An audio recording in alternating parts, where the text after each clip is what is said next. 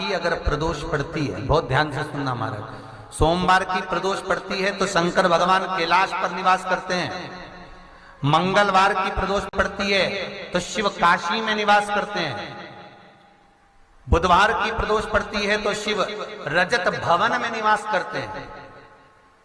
गुरुवार की प्रदोष पड़ती है तो शिव गंगा के स्थल पर निवास करते हैं। शुक्रवार की अगर प्रदोष पड़ती है तो शिव नीलकंठ पर विराजमान होते हैं।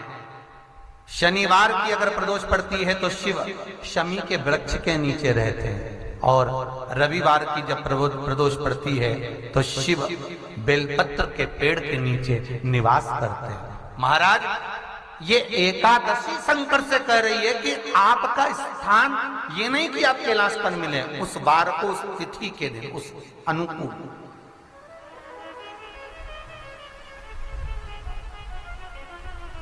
हमारे यहां कहते हैं सोमवार की जो प्रदोष पड़ती है वो इच्छा पूर्ति करती है। मंगलवार की प्रदोष रोग से मुक्ति देती है। बुधवार की प्रदोष कामना की पूर्ति करती है। गुरुवार की प्रदोष शत्रुओं का नाश करती है। शुक्रवार की प्रदोष सुख और शांति देती है। शनिवार की प्रदोष संतान का सुख देती है। और रविवार की प्रदोष जो काम दुनिया में कोई नहीं कर सकता वो अचूक फल की प्राप्ति रविवार की प्रदोष करा देती है। महाराज, ऐसी प्रदोषों का नियम वर्णन किया चाहिए। भगवान कहते ठीक है, तू थोड़ी देर खड़ी हो। एकादशी सम्मुख खड़ी हुई। पार्वती जी ने जिस अंगुष्ठ का जल पीने के लिए लिया था हाथ में, बस पीने ही वाली थी, शंकर भगवान ने वही हाथ में जल लेकर एकादशी के हाथ में उसको देकर कहा, ले, ये मेरे द्वारा निर्मित एक व्रत है जिसे त्रयोदशी के दिन तूने मांगा है, मैं तुझे देता हूं।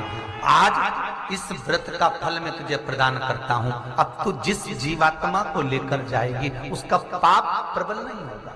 किसी स्त्री, पुरुष, बालक, बुजुर्ग जो भी होगा जिसने प्रदोष का व्रत करा होगा, वो जीवात्मा को तू किसी फल की कामना से नहीं, स्वतः ही लेकर चली जाए। उसमें कोई कामना नहीं है। बन सके जीवन में 11 प्रदोष या 26 प्रदोष करने के बाद आप उसका उद्यापन कर विराम भी दे सकते। पर जीवन में एक बार प्रदोष का व्रत मौका मिले, जिस कामना से, जिस दिन का भाव आपके मन में आए कि मुझे रोग से मुक्ति पाना है तो ये प्रदोष मुझे करना है, मैं और रोग मुक्ति के लिए, हम मंगल जो भी आपके मन में आ रहा है, संतान प्राप्ति के लिए शनिचरी प्रदोष, आप उसका स्मरण करें। फिर लिखा शिव महापुराण में, बड़ा सुंदर लिखा वेदव्यास जी ने, मान लो आप प्रदोष का व्रत नहीं कर सकते, आप अगर व्रत नहीं कर सकते तो प्रदोष के दिन, प्रदोष काल में शाम का समय सूर्यास्त का कुछ पल में महाराज, वो केवल शिवरात्रि के दिन करने का होता है। कहते हैं जिसका व्यापार ना चले, व्यवसाय ना चल रहा हो, बहुत ज्यादा कष्ट में जीवन निकल रहा हो और बहुत ही ज्यादा तकलीफ हो रही हो, तो धतूरे को हल्दी में डुबोकर शंकर भगवान को शिवरात्रि के दिन रात को 12 बजे समर्पित करें। उस धतूरे को वापस उठा लाएं 5-10 मिनट के बाद, श्री शिवाय नमस्तुभ्यम बोलकर लाल कपड़े में उसको बांधकर व्यापार वाली जगह में कहीं पर भी उसको बांध दिया जाए। व्यापार पीछे नहीं हटता, व्यापार अग्रण्य भाव में बढ़ता चले जाता है। महाराज, उस धतूरे को केवल परंतु शिवरात्रि के दिन रात को 12 बजे ही किया जाए। हल्दी में डुबोना पड़ता है।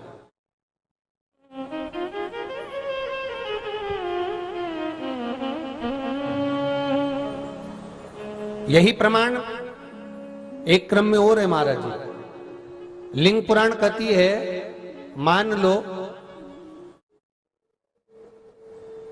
किसी व्यक्ति को कोई एक भारी बीमारी हो गई, बड़ा रोग हो गया, और वो रोग डॉक्टर कह रहा है कि ये ठीक नहीं होना है, बहुत तकलीफ उसमें है और कष्ट ही कष्ट है, वो ठीक नहीं हो रहा, दवाइयां लग रही है, गोलियां खा रहे हैं। तो महाराज उसका भी वर्णन है। 7 धतूरे, कितने धतूरे लेना है? 7 धतूरे।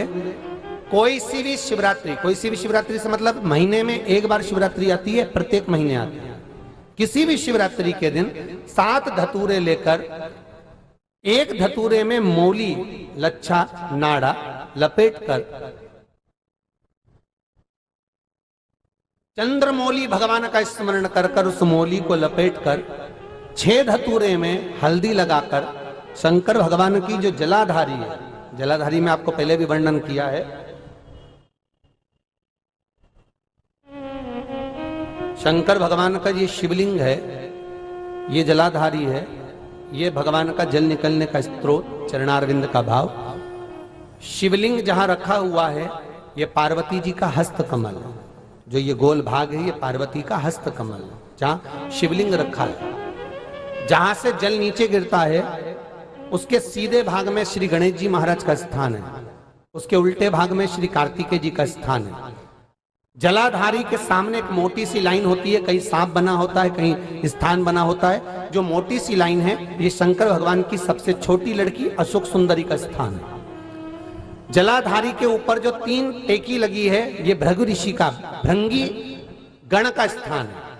इसके ऊपर जो कलश है, कलश में जो पानी भरा जाता है वो पानी जो बूंद बूंद नीचे गिरता है ये शंकर भगवान की 5 लड़कियों का स्थान है। जया, विषहरा, सामरीबारी, दोतली और देव, ये 5 लड़कियों का स्थान है। शंकर भगवान का संपूर्ण परिवार शिवलिंग के सामने से जहां से जल चालू होता है गिरने के लिए नीचे की ओर जब जल जाता है उस स्थान पर भगवान शंकर के सारे गणों का स्थान है। फिर जब जल बहकर सामने की ओर जाता है, जितनी दूर तक जल जाता है उतनी दूर तक भगवान शंकर के उस जल भाग को ग्रहण करने के लिए 33 कोटि देवताओं का स्थान है। इसलिए उस जल को हम लांघते नहीं है, क्योंकि वहां 33 कोटि देवता विराजमान रहते हैं महाराज।